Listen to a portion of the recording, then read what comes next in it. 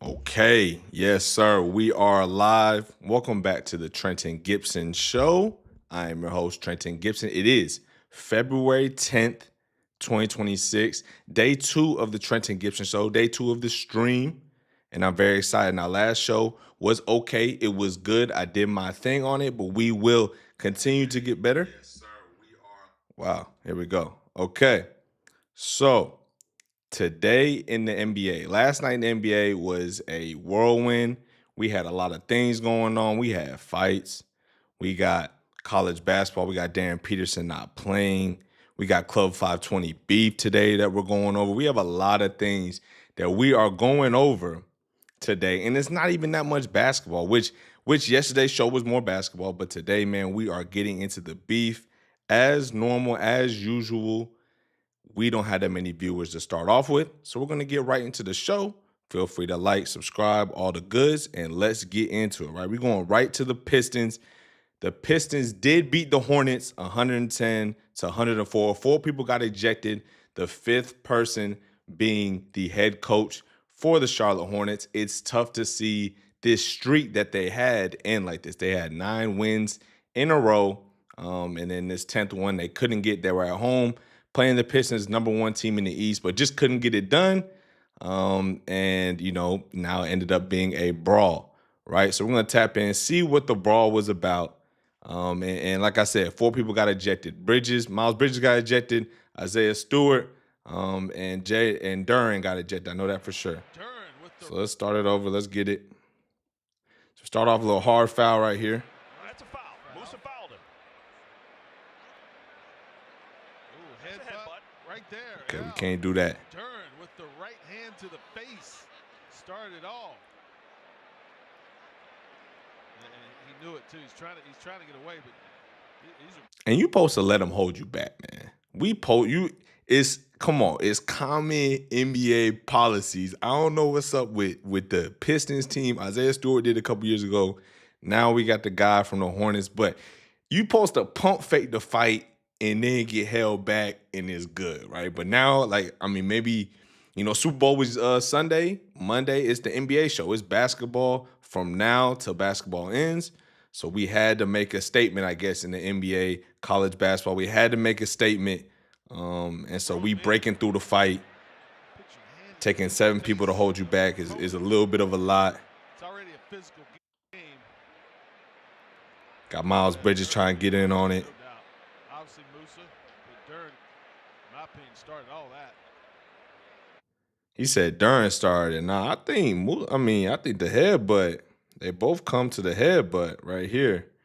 Yeah, Duran wanted to smoke. Never mind. Duran wanted to smoke. All right, here we go. Gonna keep going. Musa, but Durant, in my opinion, started all that.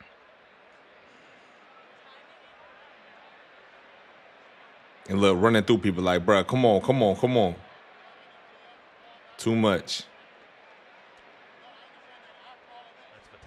And you and the fans, that's too much, bruh. Very big, strong man. He's the bald guy right there who did a lot of de-escalating. And then we got Miles Bridges coming through. And then Stewart coming through. Who wasn't in the game at all. It's Stewart tripping. Duncan Robinson pissed off right here. Watch Duncan. The game at all. Look, Duncan like, man, this ain't the Heat no more. Oh, man. Nah, so that's bad work, right? Obviously, all these guys will get suspended more than likely. You throw any type of hands. Isaiah Stewart, as we know the rules with the NBA, you can't be running off the bench. You can't be doing that, right? So he leaves the bench. He'll probably get 4, 5, 6, 7, games. And I think everybody else probably get 3 games, maybe 1 or 2 games and get a fine. You know what I'm saying? We can't be having this, like I said, but everybody else, does the pump fake on the fight, right? We go through it. Everybody else except the dude, number 14 for the Hornets, he want to keep fighting. But look, he gets shit like Duran was like, nah, all right, chill out. You know what I'm saying? Miles want to do his little pump fake down here. He pump fake, but he get held back. It's cool. And then Isaiah Stewart lead the bench. So I guess the Pistons dudes was really tripping. People saying they want to become the bad boys, but obviously this is stuff you can't have, right? We're all fans of it. I spoke yesterday about how, sports are getting a little soft.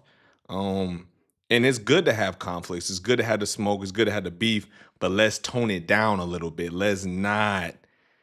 Once again, it's entertainment. So let's have the beef. Let's have the smoke. All that stuff is good, but let's not be running through people and trying to take people out. Let's not do that one, right? Let's not do that. But anyway, we're moving on to the next game.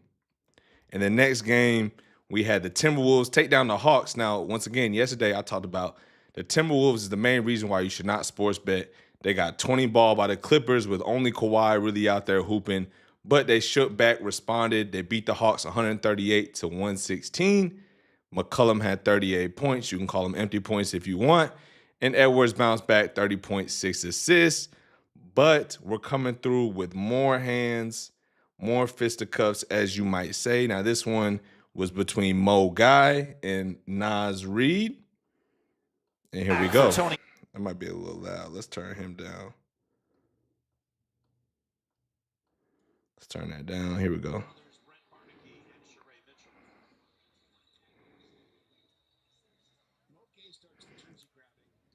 So we got this a similar thing. Now, I think it's just these two guys that got ejected.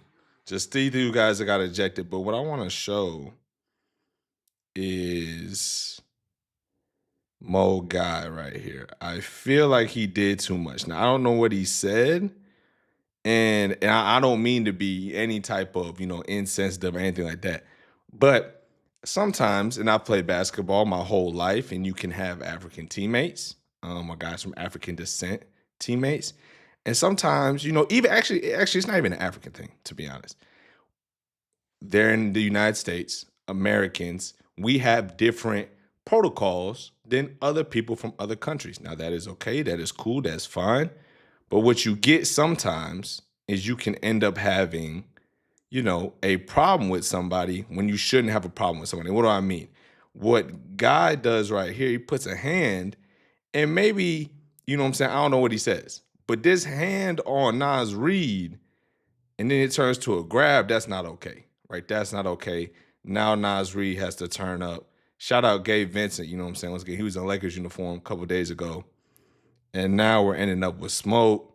We got a problem, hands, and they'll both get ejected. Now, because this is on the same night as the other incident, the other beef with the Pistons, now I could see them getting a game suspension, maybe 2 game suspension. But to me, this is not that much of a suspension thing. This is, once again, kind of the fighting that we're talking about. Similarly, in a similar sense to hockey, now we can't throw hands like hockey does, but there's an acceptable amount of bumping, maybe headbutting, maybe grabbing. But then once we try to break it up, we have to break it up. You understand what I'm saying? That's just the way it is. There's no way around it. We have to have some type of semblance. But look, I'm all for the smoke. People are saying sports suck. American sports are getting soft. Everybody's too woke. So it's good to see some environment, some chess, some bravado. These are all good things, man. But let me know what you think in the comments. You know what I'm saying? Is it too much, or is it good that we kind of have some of these theatrics in the game? You know what I'm saying? Go ahead, drop a like, and tap in and subscribe with me, man. And we will move on to the next topic.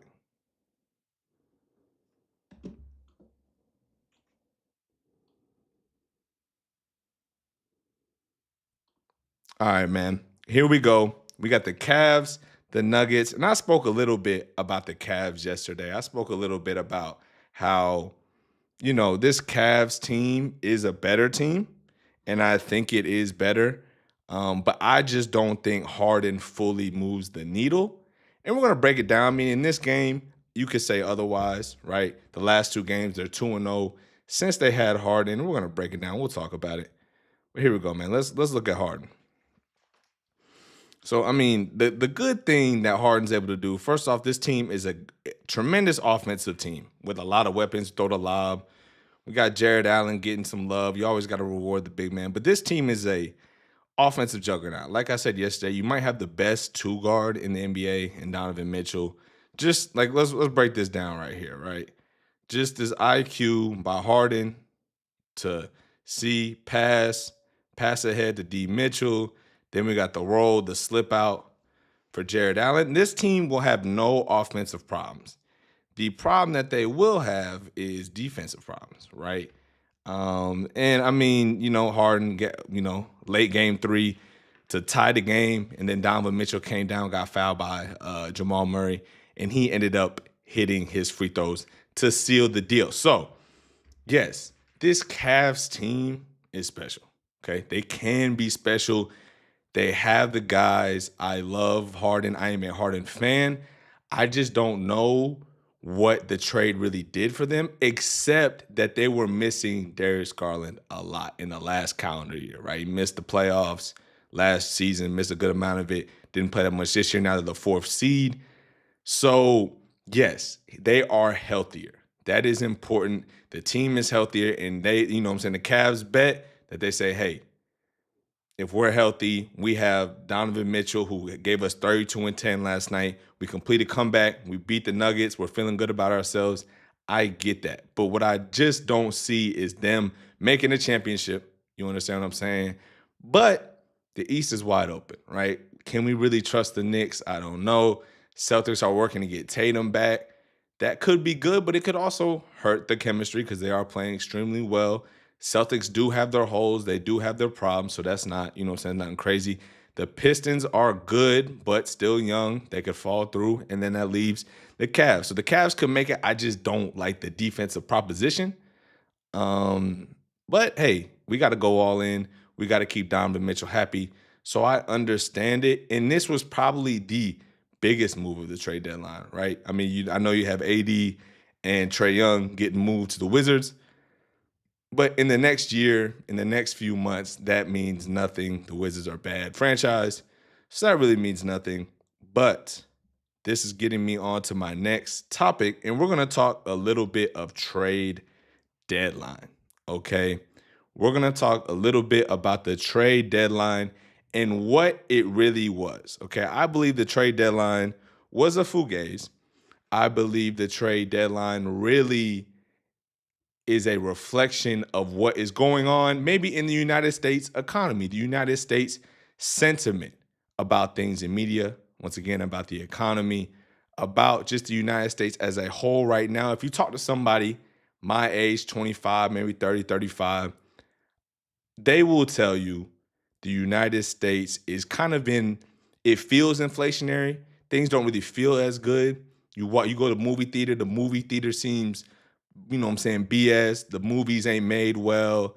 You go to Chipotle, they're charging you $20 for nothing. The dude the guy giving you the scoop of protein ain't really giving you nothing. And what is my point? My point is this is what it feels like for the trade deadline, okay? Once again, stock market, all-time highs, but the money in our pockets don't really feel like that. And the point I'm trying to make with this is in this trade deadline, I feel like it was just all news, fake, manipulated, just to say we did it, right? We had a record number of trades. I think it was 27 or 28 trades. I know 73 players got traded, right? But it feels like nothing really happened. You understand what I'm saying? Guys just swapping places, Kings making trades. Some teams are just mortgaging the entire team. You know what I'm saying? We got the Clippers getting rid of a starting point guard and their center. So they're basically saying we're not really trying to compete this year. You understand what I'm saying? D'Lo gets traded to the Wizards. They're saying we're not even going to rock with them. Obviously, AD got traded. That's big. That's news. You know what I'm saying? But the point I'm trying to make is I feel like we don't get any feel from these trades. Like, there's no needle being moved, and that is okay. That is okay if nothing happens from the trade deadline. That is okay if teams saying, okay, I don't want to trade Jaylen Brown, or, you know what I'm saying, Giannis doesn't get moved, or John Morant doesn't get moved. But once again, the whole week, the whole month of trade deadline, you got the fake Shams reports talking about Giannis going to get out, John Morant's going to go to the Heat, and none of that stuff happens. And so once again, it just really feels like it's news for news' sake. It feels like we're just talking. We're just going through the motions. We're just, you know what I'm saying, just stock market hit all-time high. Oh, here's this new movie. We got these stars in it. But it doesn't really hit home to mean anything, right? The only guys that could really say we're gonna try to take a swing at this is the Cavs, right? And the only thing that really did was just potentially upgrade their health. Garland has not been playing, and so I understand moving him, but I feel like we didn't get anything out of this trade deadline. And once again, that is what it is for the entire NBA. Like, we're going through the motions, just like NFL with their Pro Bowl, NBA with their All-Star weekend that's going to come up. It's probably going to be going through the motions. The Super Bowl felt like going through the motions. Things just feel so flat. And I feel like this trade deadline, record number of trades, that's a headline. So many trades, it's things popping up. Oh, pop, pop, pop, pop, pop.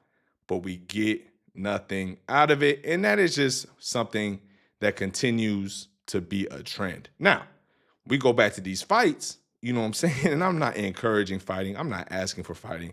But we go through these fights. That's what people want to see. And that just shows at least that there's some spirit and some care in the world, right? And that's all that matters. Now, moving on, we have Curry, Steph Curry. He's going to be out for 2 months. They said he had runner's knee. Okay, I'm not really sure what runner's knee is. Maybe it's tendonitis in the knee. Maybe it's bad knee.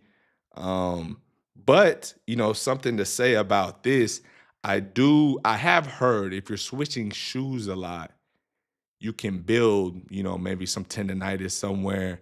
Your body's not used to it. And this is the first time he's been a sneaker free agent. I think with Under Armour in the beginning of his career, his ankles were going bad. But I think the last 5 years, especially 2022 on, like Curry has been, the only guy over there for the Warriors. But he's been a pillar. He's always played.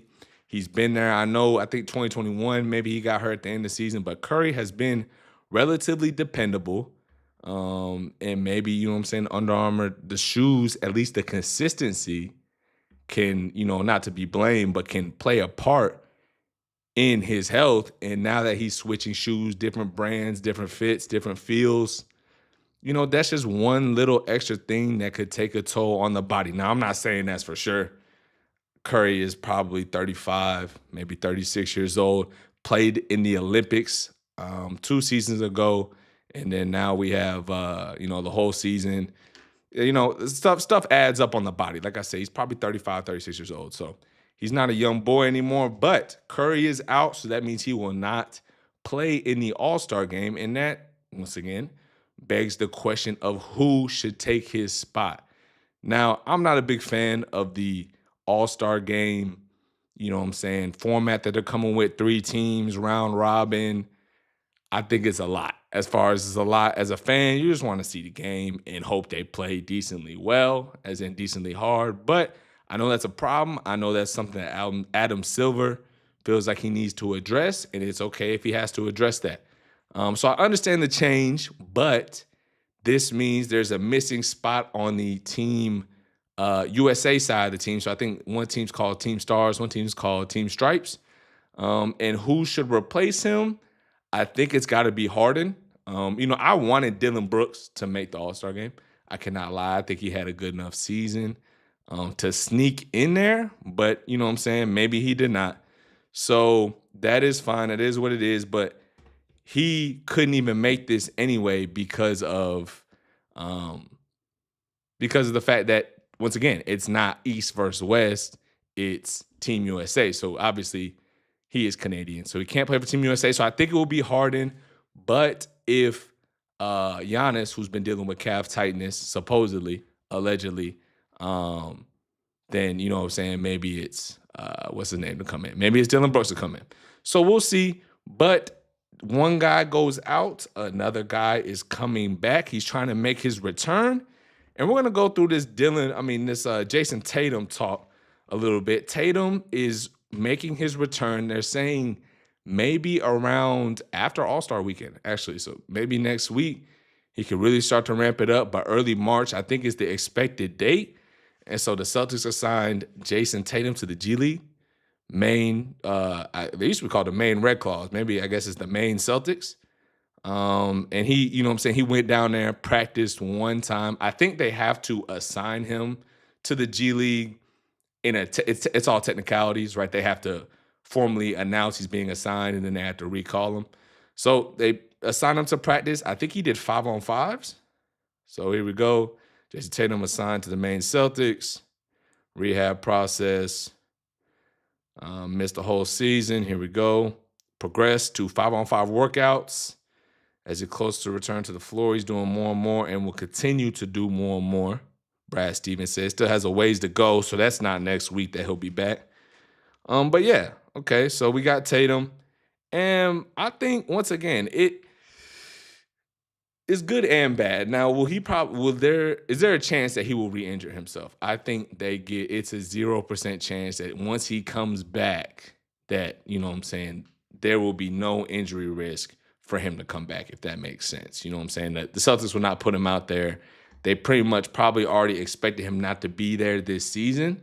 And I think that's why they made some of those moves in the offseason. And then at this trade deadline, they got Vooch, got rid of the Anthony Simons contract. So I think they are focused on, you know what I'm saying, trying to do this without him, right? Brown's found his way. I think they're okay with doing it without him. But yeah, I think it could be good for him to come back. Once again, like I said, continuity is always a problem, but he has a month or two to come back. Now, I think, like I said, after All-Star Weekend's a little early, March is fine, but it'll be interesting to see how he gets back. And then, you know, for guys like Tatum or for any high usage basketball player at any level, you don't want to come back to a role player role, right? I don't think he wants to come back, and maybe he might come off the bench, maybe, but I don't think you want, if you're Jason Tatum, to come in and you're playing 18 minutes or you're playing 12 minutes. You understand what I'm saying? I don't think that is really the goal. Like I said, I feel like he needs to be way over 100% to come back, and then once he's way over, you know, when that time actually hits, when will it be? You understand what I'm saying? Will it be?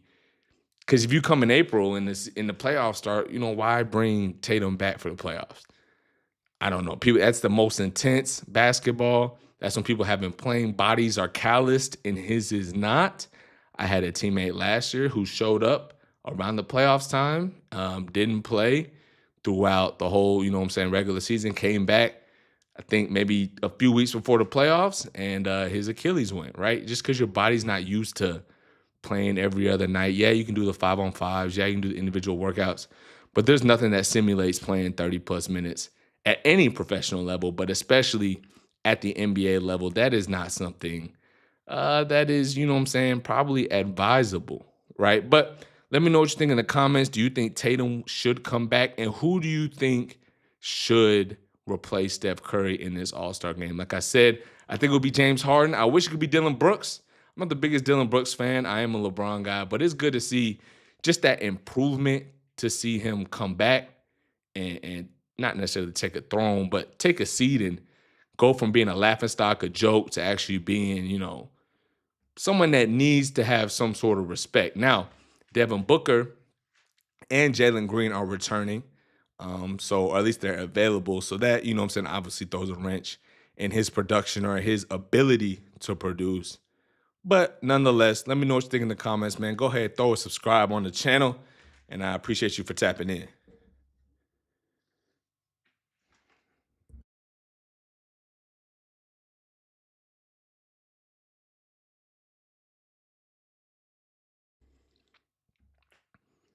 All right, here we go, man. We're going next to Darren Peterson. First off, we have to show the love to the team. The team always comes first. And we have Kansas beating #1 Arizona. They were at Allen Fieldhouse. They won by 4 points. Now, one thing that you have to consider, and it's one of the toughest things, Doc Rivers said this, I believe. Doc Rivers said this in an interview, and he was like, you know, you always actually, not always, but sometimes it's a disadvantage if the best player on the other team does not play. And why is that? It's simply because, you know what I'm saying, you game plan, right? The other team's thinking, okay, Darren Peterson is going to be Darren Peterson. we have to, worry about him. These are his sets. That's the focus of the scouting report. And then when he doesn't play, just like when a backup quarterback plays, you understand what I'm saying? There's a different offense. There's a different flow, guys. The expected shots. Most possessions, you understand Darren Pierce is going to come down. He's going to shoot the ball. He's going to get to it. He's going to do his thing. Well, when that's not there, maybe the team's playing more team basketball, or maybe another guy gets hot, or you're getting looks from a different, from a different area than what you thought you would get. Flory, I guess Bedunga, we'll say that, had 23 and 10. Maybe he doesn't get that 23 and 10 if Darren Pearson's on the court, and that ultimately hurt this Arizona team. Obviously, Kansas is no slouch. Number 9 team in the country. I remember beginning of the Big 12 play, I think they were actually unranked. So they've been putting it together. They are 9-2 in the Big 12. Arizona's 1-1. And I mean, Kansas is not like Darren Peterson doesn't play and they got a bunch of slouches out there, right? These guys are good guys. They understand. They're high recruits. Self knew what he's doing when he's recruiting. So kudos, shouts out to Kansas. Now we have to talk about this Darren Peterson thing.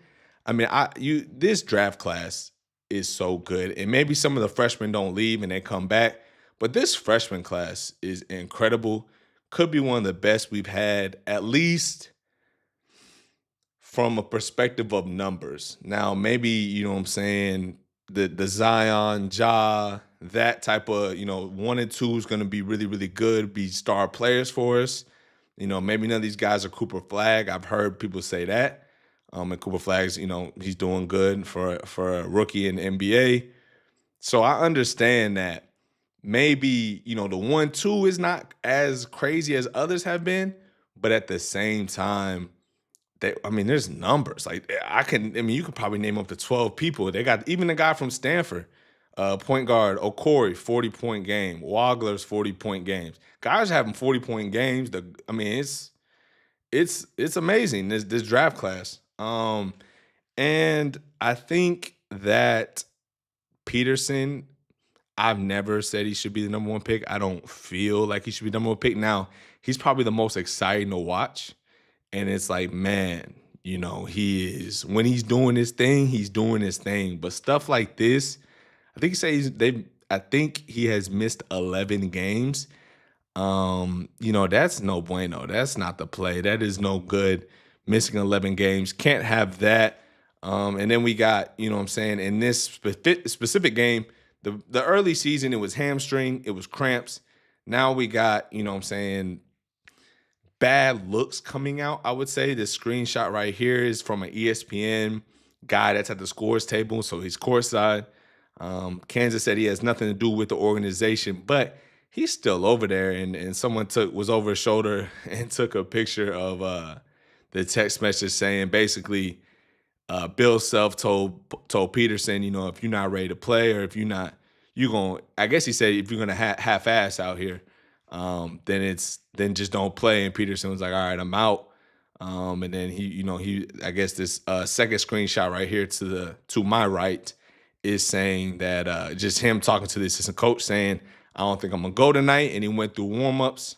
So disappointing, what I'm saying? I was talking to my teammate today about it, and we got, you got number 1 at your house. You would feel like you would do anything to play. So yes, kind of frustrating. But here's the real thing. Here is the real thing. If I'm Peterson or his agent, I feel like we need to at least say something about the situation. No matter what it is, it could be the agent's job, might not be Darren Peterson's job, but there needs to be some type of narrative, at least control of what's going on, because nobody knows, right? And now all we're looking at is a guy that doesn't want to play from the perspective of the people's minds, a guy that doesn't want to play, a guy that's injury prone, when he could very well, if none of this stuff was happening, every time he steps on the court, people see number 1. Now, if I'm an NBA GM, I don't have the risk appetite to pick him number 1 ahead of Debanza. I would not pick Boozer number 1, but even ahead of a guy like Caleb Wilson, Um, pick Peterson number one in a year and a half. I have no job. You understand what I'm saying? Like, I understand you can't necessarily always draft safely, but you take Peterson, you got if you get the number one pick in any NBA draft, especially a freshman class as good as this one. Now, maybe next year you're looking to trade back, Risha Shares draft. Maybe you're looking to trade back in that one. But in a draft like this with so much talent, and it's almost, hard to miss on guys in this lottery. I'm not doing it, man. I'm not doing it. But let me know what you think about Darren Peterson. Is he Would you pick him number one? If you're a GM, are you willing to stake your job on this one? Now, like if a team like, the Pacers get the pick, okay, maybe it might not be as bad. But if you're somebody who needs this pick and you make a clown show out of it, yeah, your job's not going to be there. So let me know what you think in the comments, man. Go ahead, drop a like on the video. And if you have not subscribed, go ahead, hit that sub button, man. And speaking of good freshmen, like I said, I love this freshman class. I started out breaking down these games, their game film, and what they have going on. So we're going to get into Michael Brown. Now, Michael Brown has been somebody that I have been personally critical of, not for any injury reasons. I know he did hurt his back, but as a PG, I just don't feel it from him. I was very excited when he came into the draft or when he came into college basketball. I know a guy at the Louisville team, the two-guard Ryan Conwell. I've met him before. I love the way he plays, and him with Michael Brown I thought would be an amazing backcourt. Now, they did beat up on NC State, about a 30 ball. Louisville is ranked 24th in the country. So for Louisville in the past couple years, that could be major. But for the expectations for the NIL, for all the hype, to start off, I think 9-0, 8-0, 9-1, something like that. For all that hype, you would want more, in my opinion. Now, Michael Brown, what is my problem with him? He's 18 years old. Let's call that what it is to start off with. But he has a propensity to not do well when there's physicality on him, right? When another guard can get on him and guard, I think he slowly fades. He can't get to his spots. He's able to get knocked off. Like I say, he's 18 years old, probably 19 years old. These things can be fixed, but I don't think he's a superior athlete. I think Darius Acuff from Arkansas is a better offensive player. But when he plays a team like NC State, who switches majority of the time, he can have his way. NC State, in my opinion, led by Will Wade. I know they'll probably get back right. But right now, that the way that program is an extremely soft defensive team, in my opinion. I've watched the film. They could be very versatile because they switched the whole time. They got long guys. But physically and imposing their will, not it. Now, Michael Brown can do his thing, and we're going to watch that. But yeah, so that's really just my feeling on him to start off with. But he had his way in this tape, okay? He had his way in this tape, did his thing, and we're going to break it down, right? So first, easy layup. And he had 10 threes in this game, right? 45 points, 10 threes. Now, I was originally saying, and these are FaceTimes too, I was originally saying maybe he's one of those guys that need another year. I talked about that yesterday where it can be a positive and a negative to take another year. You know what I'm saying? Either you get passed up and the second year doesn't go as well and then you're really having a problem. But, this is not down. This is stroke, and he can play. I think he's 6'5". He knows the game, has a good feel for the game, so there's no problems with him. There's nothing where you could say, oh, he's not good enough. I just think his physicality is not there. And if you give him another year, yes, maybe you can get that physicality, but what if the year doesn't go as well? Louisville brings back a worse team. He doesn't look as good. Then we have those problems, right? I don't think he's a transfer guy at all. And to be honest, he's going to the draft. Okay, he's going to the draft. I think the mock drafts had him. They might have him ahead of Acuff, and he has the versatility. The thing with him, you could argue he could really be on some Halliburton type of time. Whereas, Kingston Flemings, I think, has maybe more two-way potential with athleticism, less shooting, but just athleticism. looks like Derrick Rose in the face. So maybe people give him that. And then you got Acuff, who I think is more of an offensive engine. And a guy like Acuff, he is a guy that probably needs the most perfect fit. You know what I'm saying? They had him going to the Mavericks in the mock draft, and I think that's perfect for him. He could be under Kyrie, just another young guard. They just got rid of Hardy. They got rid of D'Lo. So having Kyrie, having Acuff be able to come in and get time is perfect. I think a team that is needing, a Halliburton type of role, a guy that can make threes and get off the ball, that's Michael Brown's bread and butter, in my opinion, and that's what he will need to do. Now, look, what do you think about, let me know what you think in the comments, right? Should, Michael Brown be the first point guard taken out of the draft? Is he good enough, or should he come back and stay? I think a game like this, 45 points, pretty much solidifies the fact that he is going to the NBA draft, and that could have been the pick all the way through.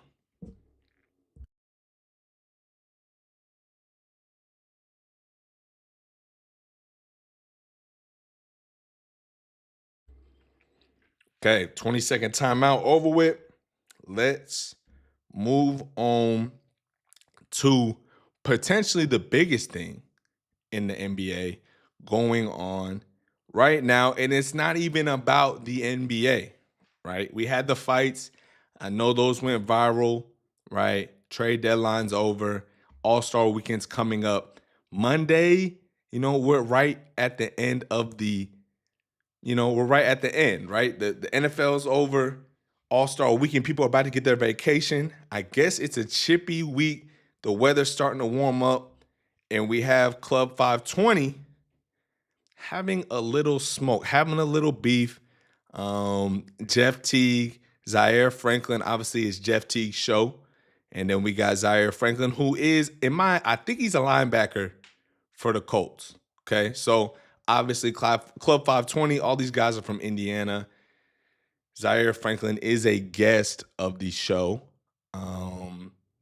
And yeah, we're gonna break into it. Just now for a little context, this is their podcast.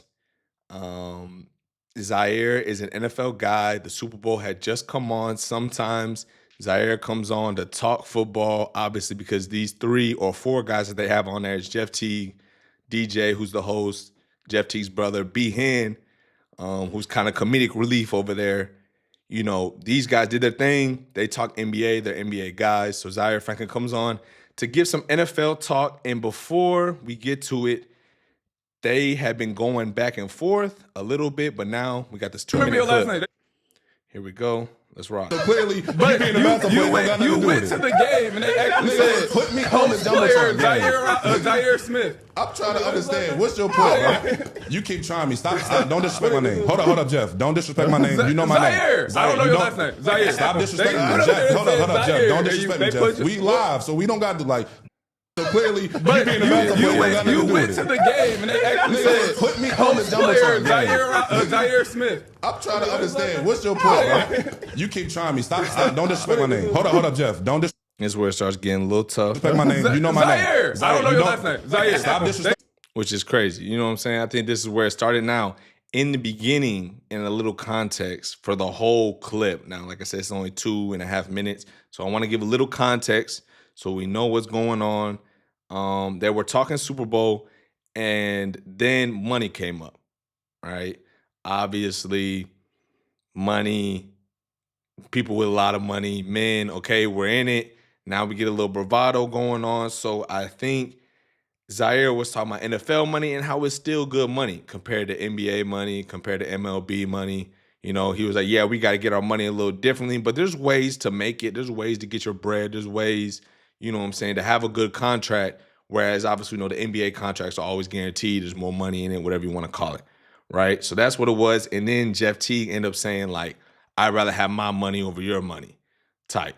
And then, okay, so when I heard that, I'm like, all right, now that, okay, that's a little, a little too far, but we was chippy on Monday.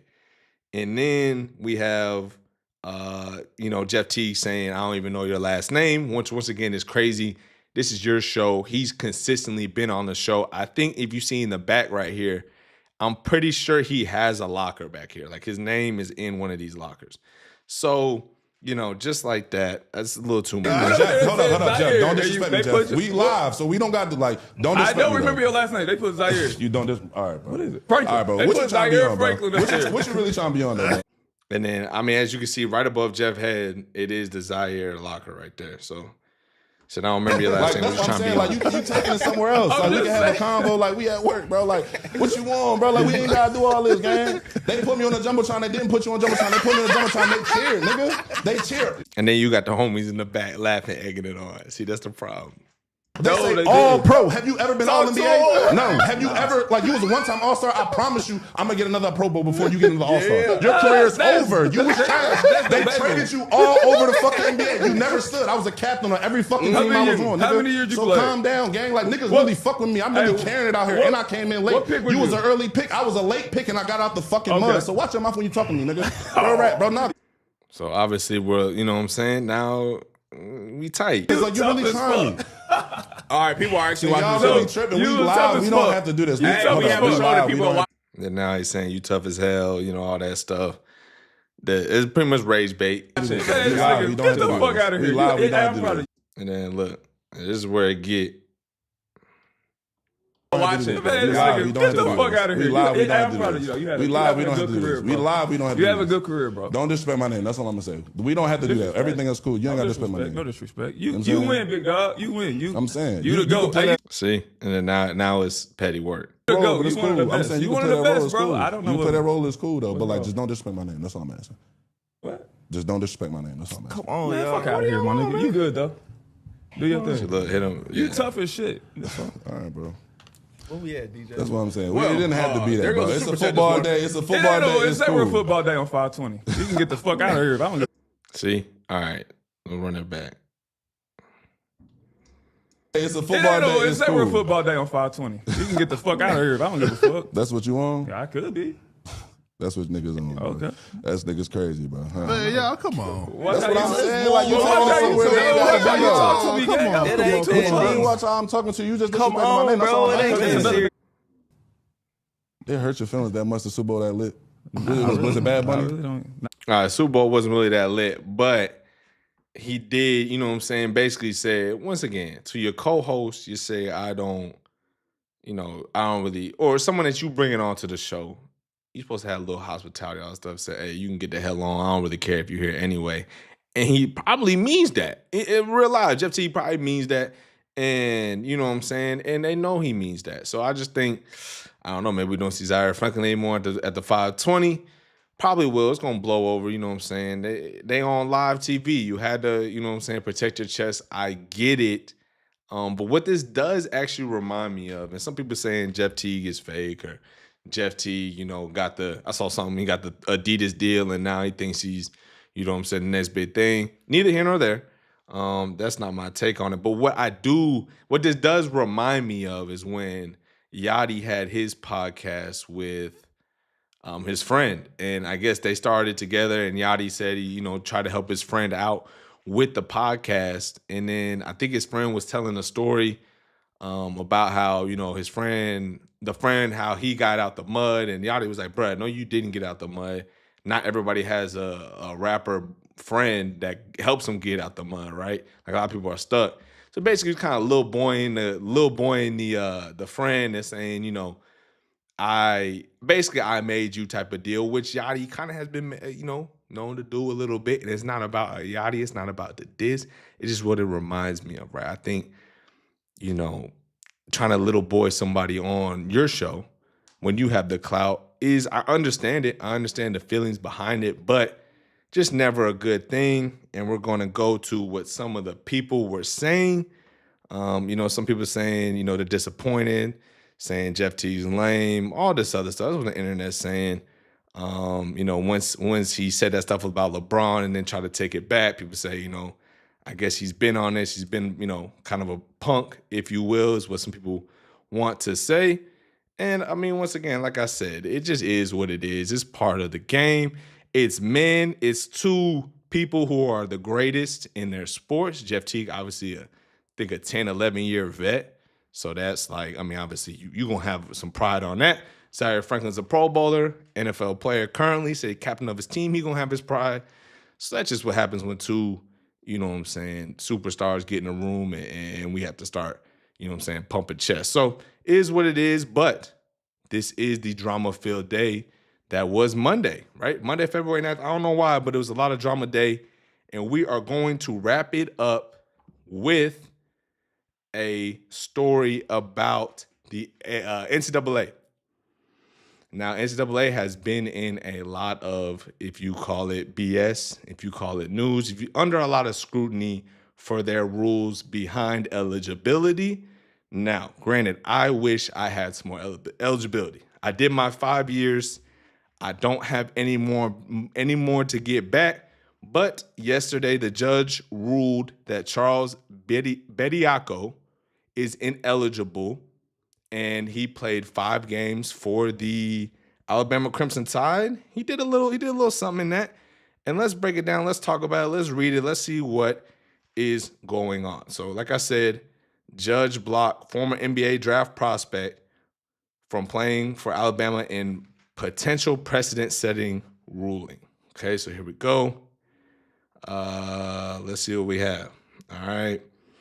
Common sense won around today. NCAA President Charlie Baker said in a statement, the court saw this for what it was, an attempt by professionals to pivot back to college and crowd the next generation of students. College sports are for students, not for people who already walked away to go pro and want to hit the undo button at the expense of a teenager's dream.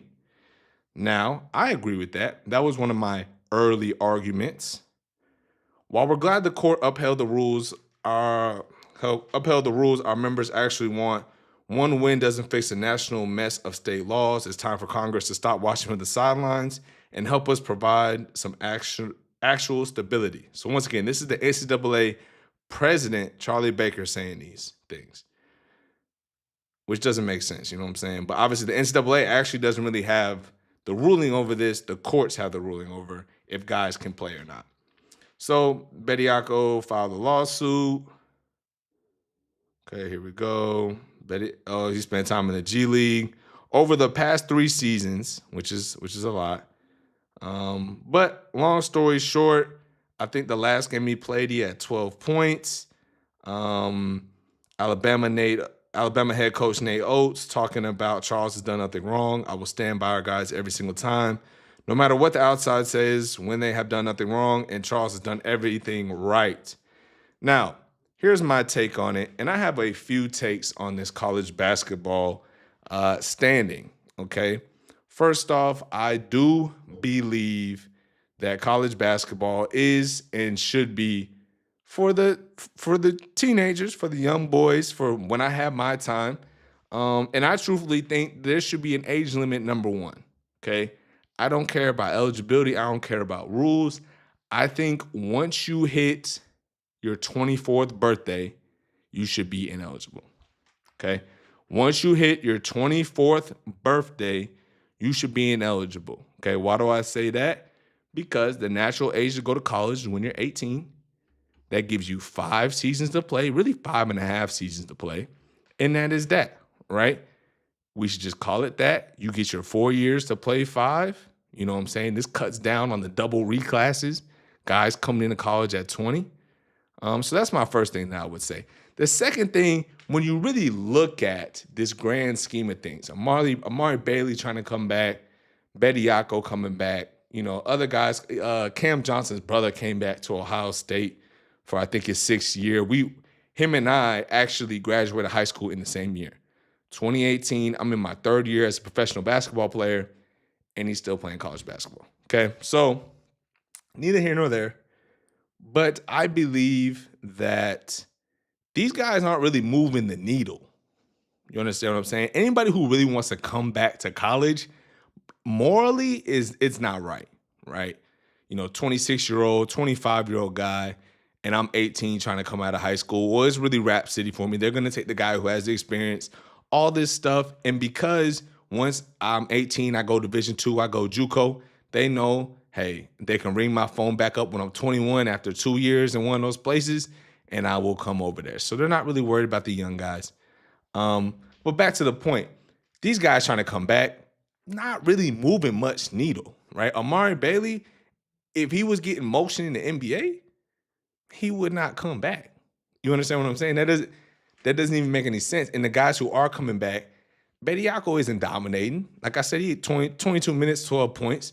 It's good. It's good minutes, good buckets. I mean, he's probably, I don't know how old he is, but he's did 3 years in the G League, so he's fine. He's a good player. But it's not like these guys are really moving the needle. They're going to come in, dominate. If they could dominate college basketball, they would be NBA players or they would be playing high-level basketball in Europe. But, they have an opportunity to come in and get this money. Maybe Kyrie Walker comes in and gets some money. He's 25 years old. And then, if they offer $2 million, maybe I'd be enticed to come back, right? Anybody would be enticed with a lot of money. Now, the last thing on this, so first we have, I just think there should be an age limit, right? That just makes it really easy. The second thing is these guys aren't really moving any needle. But the third thing, and where I agree with Nate Oates, where I agree with Bediako, where I agree with a lot of these guys, is just because they're American is looked down on. But on the same side of the coin, there's guys who are 21, 23, coming from Europe, guys I've literally played against in a professional league, coming from Europe to go to college. Now, there's no difference, in my opinion. Bediako, 3 seasons as a G League player, so 3 seasons pro. There's guys who've been playing pro since 18, collecting money, right? They're 22 years old. And it's the same principle of them coming over, taking the scholarships, taking these things. And so what makes the difference for that? These guys come over and get championed, get loved, and then, we have to hear, oh, the American basketball system is going down and, why don't we have any good players and all this stuff? Well, I think once again, it's twofold. There's multiple things that go into it. But number one, I would say is, first off, yes, at the top, Europeans are dominating. That's fine. But if we want to say we want to make better basketball players, we want to make better American basketball players. Europeans coming in, taking college, which was our development, which was originally supposed to be our development before we go play professional basketball, that's taken away, right? And if it's 5 spots, if it's 10 spots, if it's 20 spots, these guys are going to the top universities with the top coaches, top facilities, all the top nutrition, all that stuff that you could possibly want to develop and be the best basketball player you can be is being taken away by these European guys. So that is my biggest thing. I think there should be an age limit, and that cuts it all down. That's number one. Number two, these guys are professional basketball players, and I still think it's wrong, but from the perspective of Amari Bailey, from the perspective of Bediako, they might be younger than some of the Europeans coming over. And what's the difference, right? Why do we get penalized and they do not, man? So that's my 2 cents. That is something I will be passionate about and talk about on this show consistently, because that needs to be changed. But like I said, let me know what you think in the comments. Go ahead and like, subscribe, and I appreciate you for tapping in to the second Trenton Gibson show, and we're going to keep rolling. We're going to keep getting better. We're going to keep putting out the good content, man. So I appreciate it.